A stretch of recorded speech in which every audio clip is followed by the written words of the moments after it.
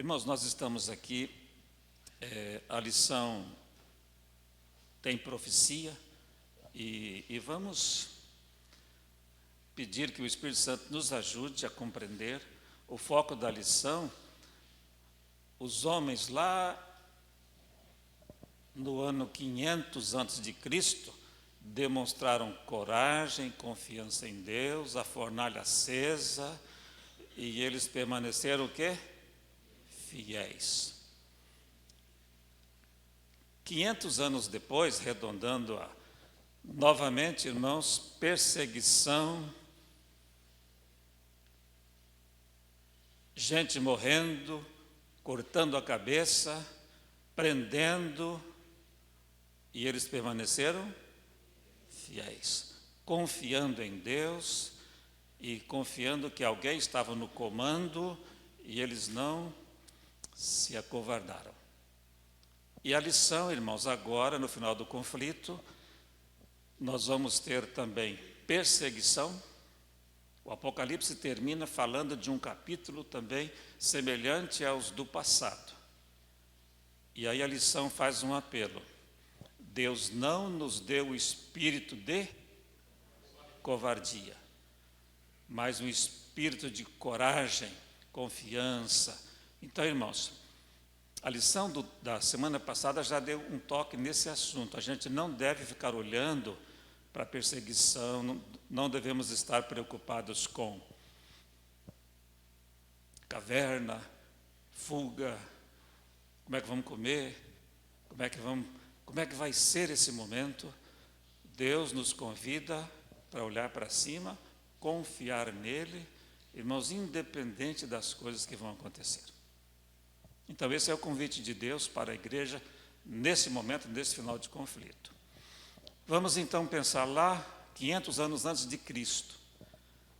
É interessante, irmãos, Daniel é um livro profético, dá a impressão que ele teve visões de Deus durante toda a sua vida.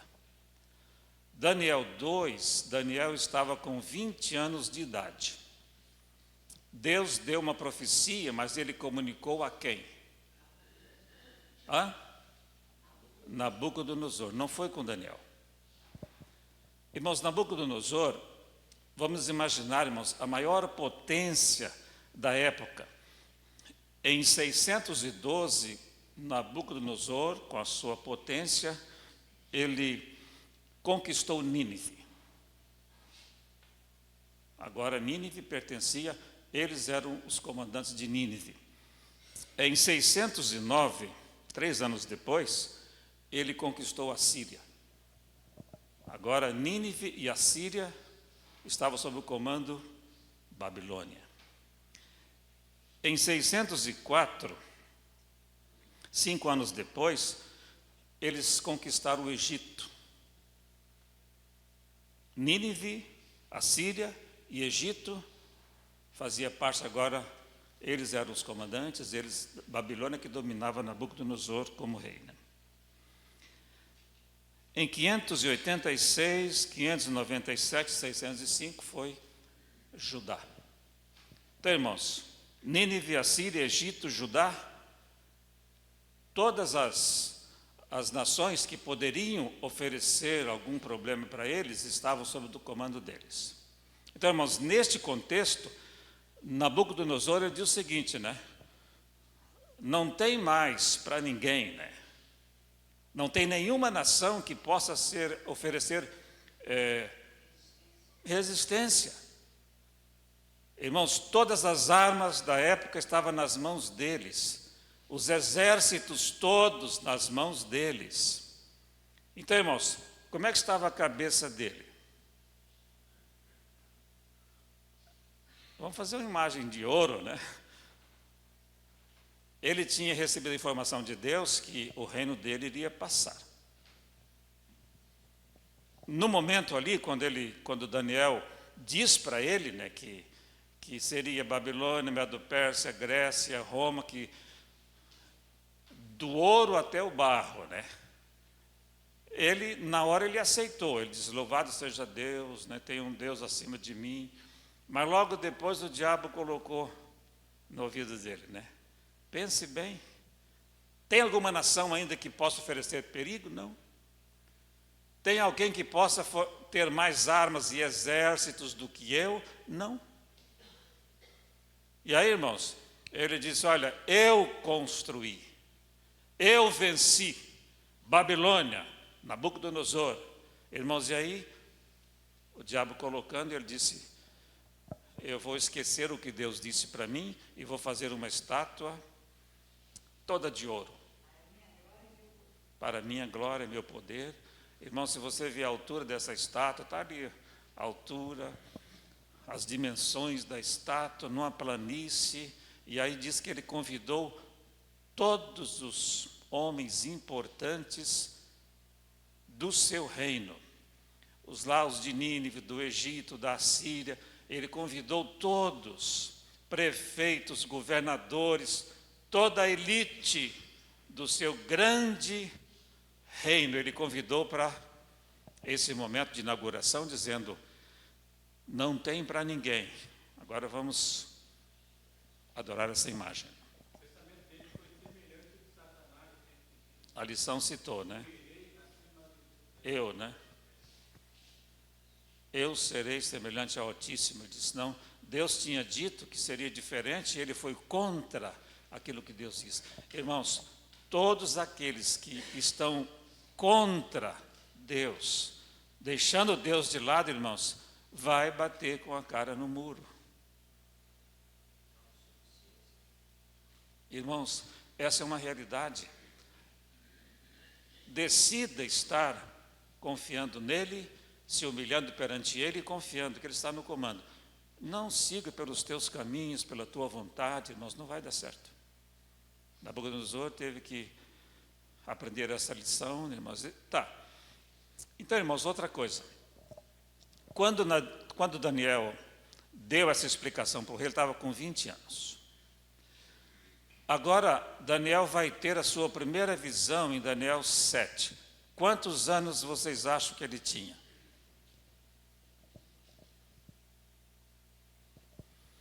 73 anos. Então, irmãos, de Daniel 2 a Daniel 7, 50 anos se passaram. E Deus não falou com Daniel. Irmãos, veja como são os planos de Deus. Eu acho que eu não aguentaria ficar tanto tempo sem revelar para ele, irmãos, as coisas que estavam acontecendo e queria acontecer. Mas uma pergunta, por que será que Deus esperou 50 anos para depois revelar para ele Daniel 7, Daniel 8? Por que será? Alguém tem uma ideia? Irmãos, Deus queria mostrar para ele que o que havia sido dito para Nabucodonosor iria acontecer. Porque quando Deus deu a revelação para ele, Daniel 7, dos animais, quem estava no comando? Medo-Pérsia. Babilônia já tinha passado. Daniel 5 e 6, vocês veem ali, quando houve quando ele foi para a cova dos leões, não foi mais Babilônia. Beltesazar teve ali, quando os medos e os persas invadiram, Daniel ainda não tinha tido a visão no capítulo 7 e 8. Então, irmãos, quando ele viu na prática que o que Deus tinha dito é verdade. Babilônia, que se achava toda poderosa e que fez aquela imagem para demonstrar que ele era o ouro e acabou, não tinha mais outros reinos, já tinha passado. Então Daniel viu, Daniel entendeu o que foi dito e que ele revelou para o rei é verdade. Aí quando ele estava no início da Medo-Pérsia, ele teve as visões. Capítulo 7 e 8, irmãos, pegando o gancho da irmã ali, Daniel e Apocalipse, o capítulo 2 é a base de tudo. Você não vai entender Apocalipse se você não entender Daniel 2.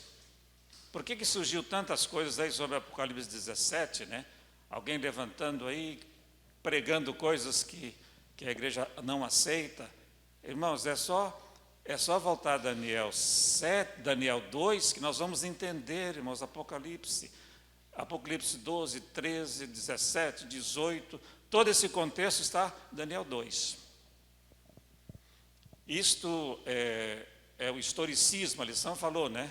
Historicismos, profecia, história, profecia, história. A profecia, irmãos, é a história contada por Deus.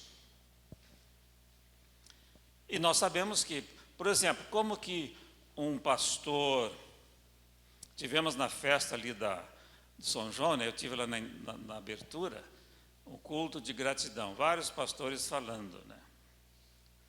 E aí, o pastor adventista, nós fazemos teologia, nós estudamos essas profecias. Mas como que o pastor batista, por exemplo, o pastor luterano, como que ele encara estas profecias? Será que eles não estudam? Estudam. A diferença, irmãos, é que eles estudam uma outra escola profética chamada preterismo ou futurismo, né? Eles pegam essas profecias e jogam lá para o futuro. Isso vai acontecer na volta de Cristo, eles inventam um monte de coisa lá e é lá que vai acontecer. A Igreja Adventista é a única organização religiosa do mundo que analisa as profecias desta forma. Profecia, história. Profecia, história. E Jesus analisava as profecias dessa maneira. Lembra o que estava escrito lá, né? Agora está acontecendo. Irmãos, história. Então tá, a primeira lição, os 3 judeus ficaram de pé na hora da consagração da estátua. A consagração, na realidade, era a Nabucodonosor. Ele falou, ó, eu construí isso aqui, eu construí aquele ali. Uma das 7 maravilhas do mundo, eu construí, eu conquistei. E aí, irmãos, 3 judeus não adoraram. E aí, irmãos, os caldeus foram dedurar, né? Os caldeus foram lá dizendo, olha, existe uns caras aí que não ajoelharam. A ordem era para ajoelhar. E aí ele disse, olha, esses homens, eles não seguem as leis de Nabucodonosor. O decreto, irmãos, era para ajoelhar. E eles não ajoelharam. Eles são diferentes. Então, o que vão fazer com eles? O que o Nabucodonosor disse? Vão dar mais uma chance. Mais uma chance. Vão tocar tudo de novo. Os instrumentos, ali dizem um monte de instrumentos, vamos tocar tudo de novo. E agora todos voltados para eles, porque era eles que não tinham se ajoelhado. E aí, irmãos, tocaram tudo de novo. E Nabucodonosor faz um apelo para eles. Por favor, né? Eu gosto de vocês. Vocês são importantes aqui no reinado, por favor. Né? E aí tocou tudo de novo. E o que eles responderam para Nabucodonosor?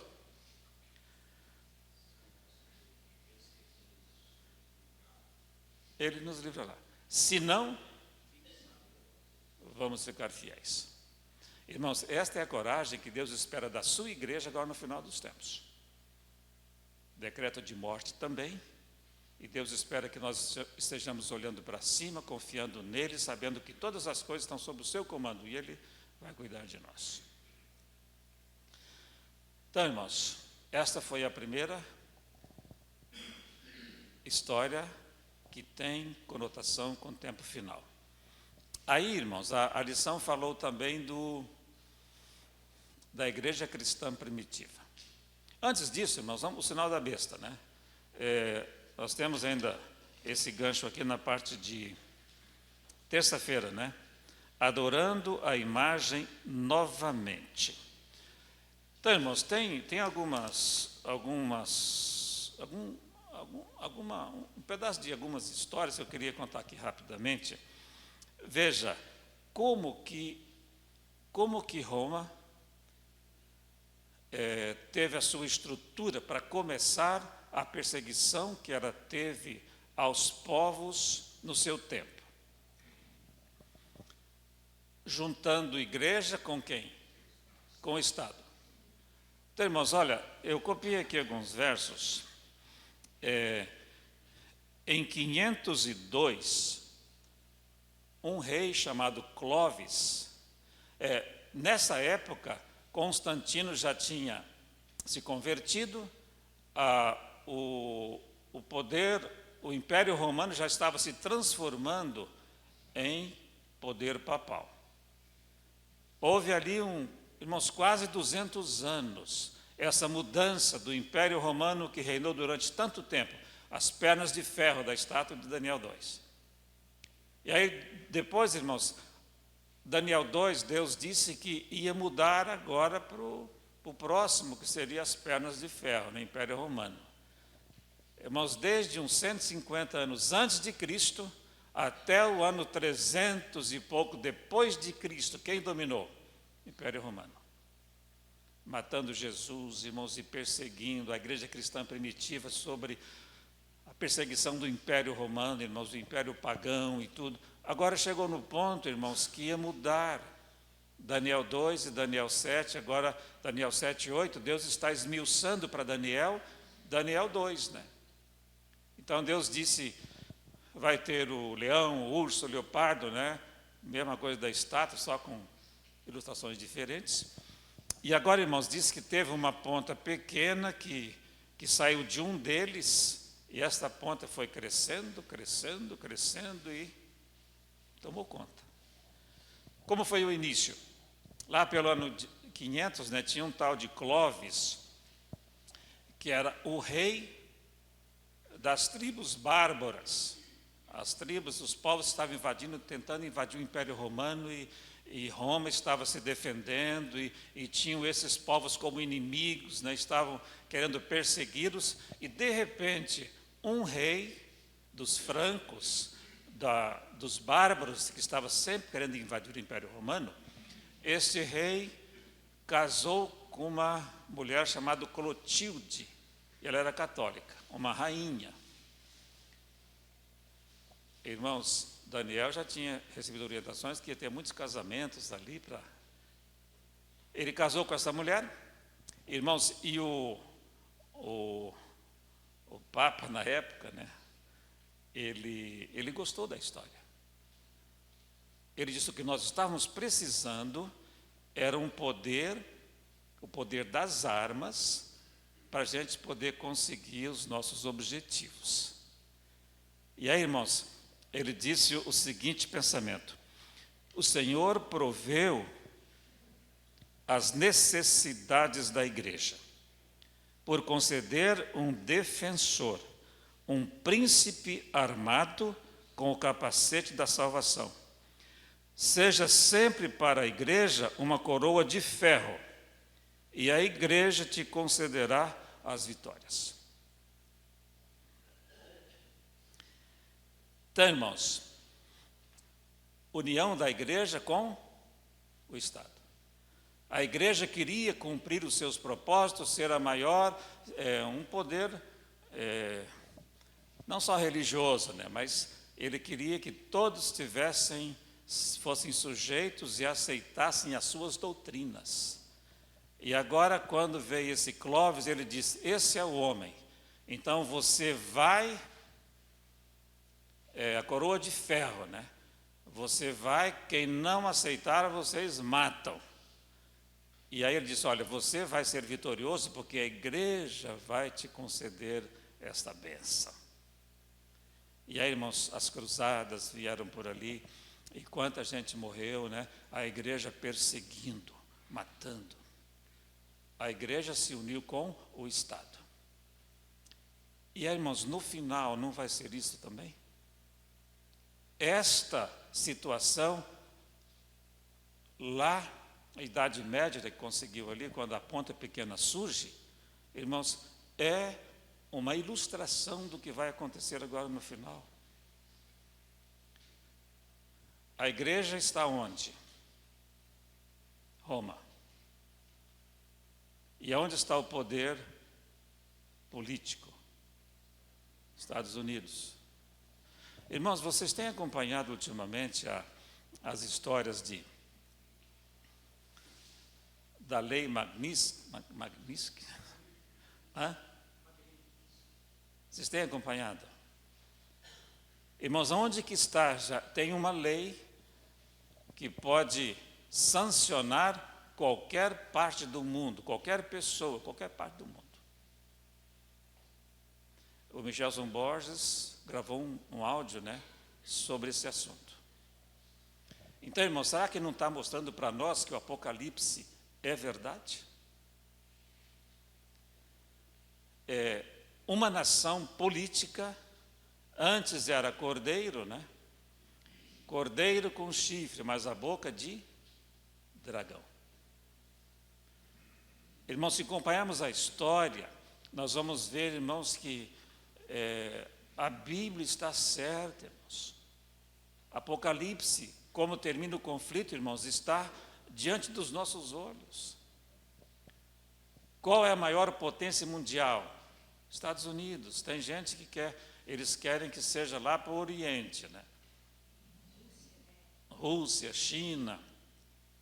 Então, com a filosofia diferente, eles odeiam aqui o Ocidente porque é uma filosofia diferente. Então, existe essa briga, mas nós sabemos, irmãos, quem vai ganhar, humanamente falando. Nós sabemos.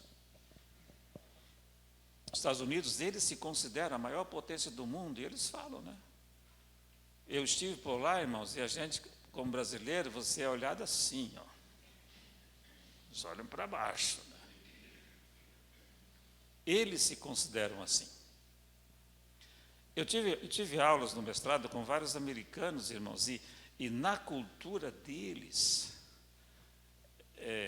são adventistas e tudo, mas eles olham para os brasileiros como subdesenvolvidos.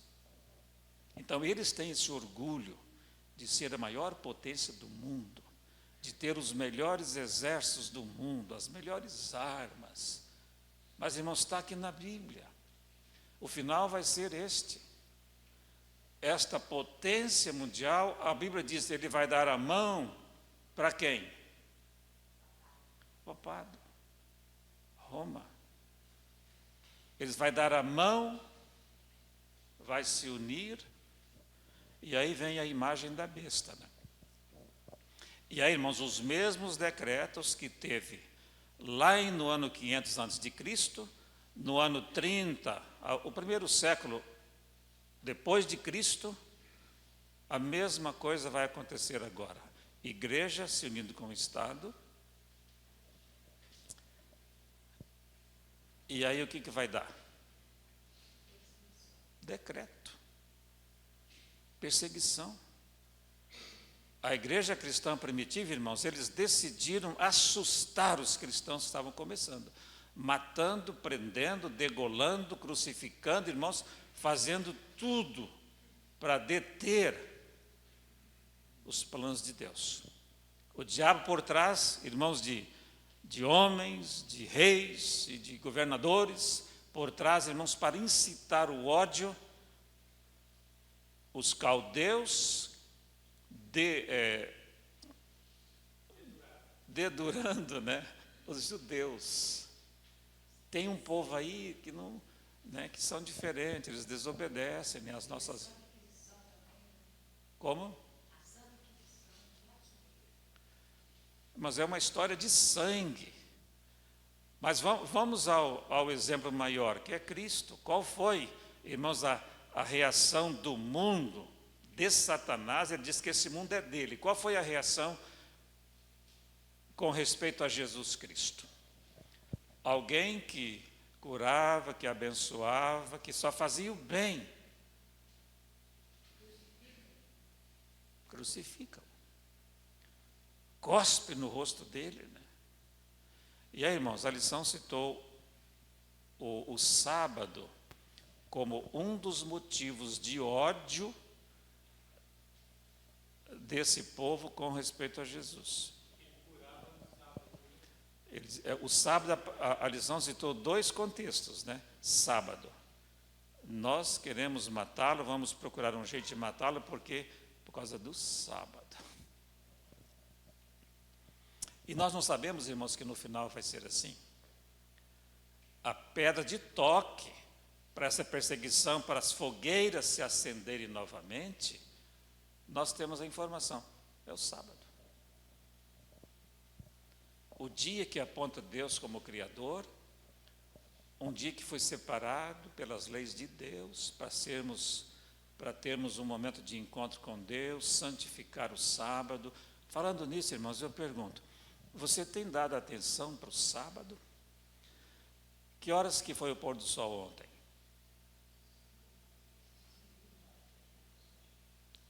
Irmãos, e que hora você fez o culto? Que hora você terminou a semana? Você é tentado, e eu também, para a gente dar uma mordida no sábado, né? Seja 15 minutos, seja 10 minutos. Como você está se relacionando com esse assunto que foi separado por Deus e que vai ser a pedra de toque de perseguição? Você está se preparando para ser fiel? Irmãos, eu sou tentado também, irmãos. Sexta-feira, ontem eu estava num trabalho que não podia parar antes, queria terminar. Mas, irmãos, quando eu vi no relógio, eu falei, vou parar por aqui, vou guardar as ferramentas, vou tomar meu banho, porque está chegando a hora. 15 minutos antes eu estava sentado ali, sabendo, está chegando momentos que são sagrados, santos.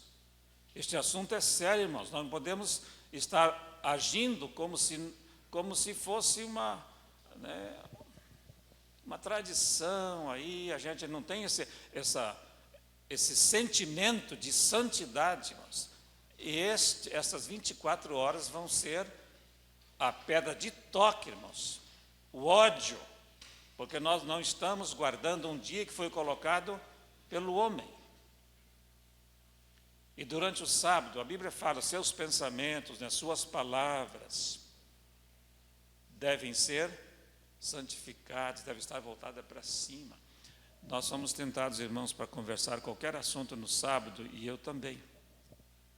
A gente tem que pedir a Deus discernimento, sabedoria e forças, para a gente desviar essa mente, irmãos, das coisas daqui, porque Deus pediu que fosse assim. A gente pudesse ter um dia prazeroso na presença de Deus, né, adorando a Deus. À tarde você ter esse mesmo sentimento, tirar aquele soninho de 40 minutos, também pode, né? Aí depois as coisas de Deus, o que eu vou fazer? Vou estudar um pouco, vou fazer uma visita. Falei aqui com a nossa professora ali, né? Faltou muito em nossa classe hoje. Falei, nós temos muito trabalho hoje à tarde. Fazer visitas, orar com as pessoas. Tem gente doente, né? Que precisam. Tem gente que por algum motivo não pode. Tem gente que não veio também, irmãos, porque são tentados ao desânimo. O frio.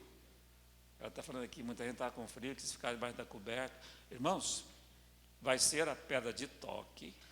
E a maneira como eu estou hoje, entendendo esse dia, pode fazer a diferença lá. Então, irmãos, coisas que aconteceram lá e que foram prenúncios do que Deus disse que vai acontecer agora no final.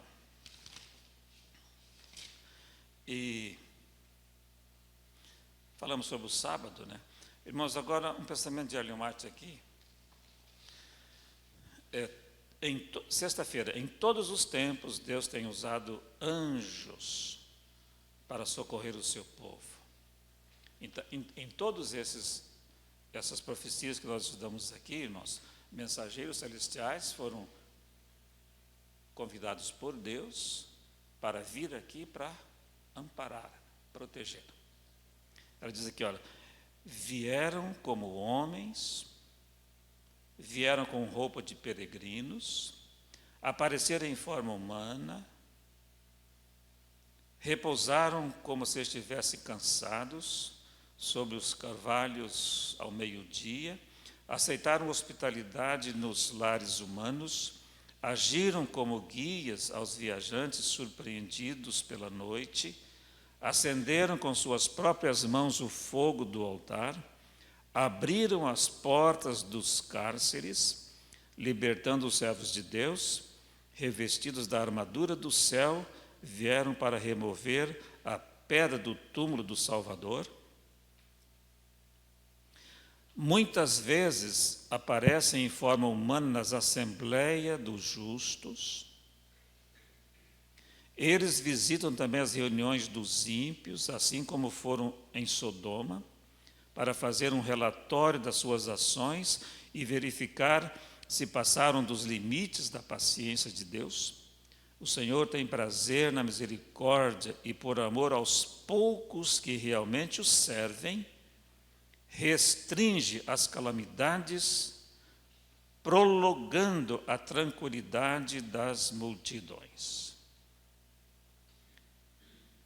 Então, irmãos, esses mesmos anjos que apareceram de diversas formas, em diversos contextos, para atender situações diferentes, eles estão dispostos para fazer esse trabalho, que a ordem parte do trono lá do céu, né? E eles vêm.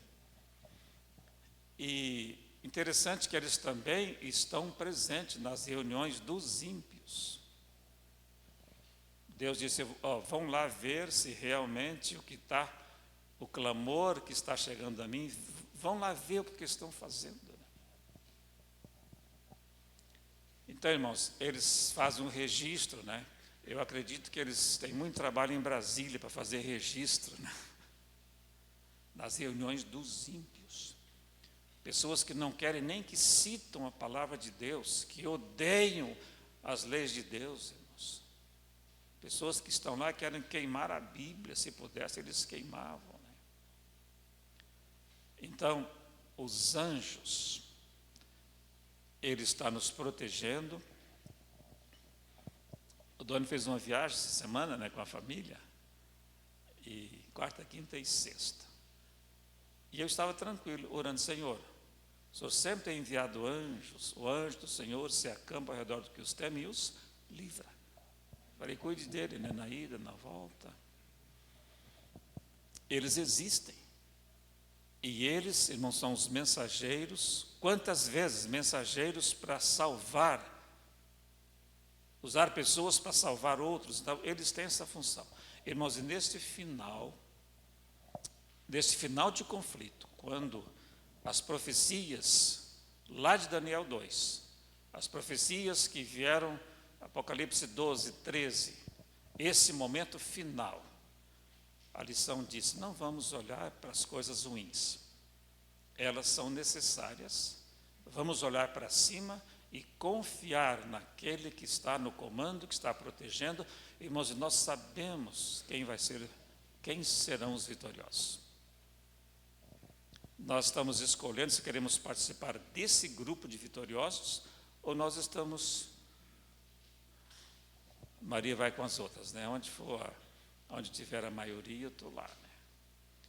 Deus espera que Ele tenha pessoas fiéis, obedientes, pessoas consagradas que confiem, que conhecem a Deus.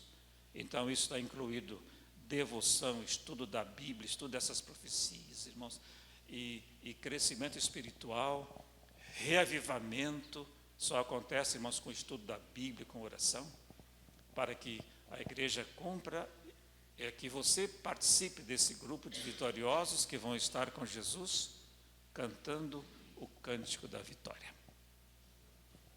Que Deus nos abençoe.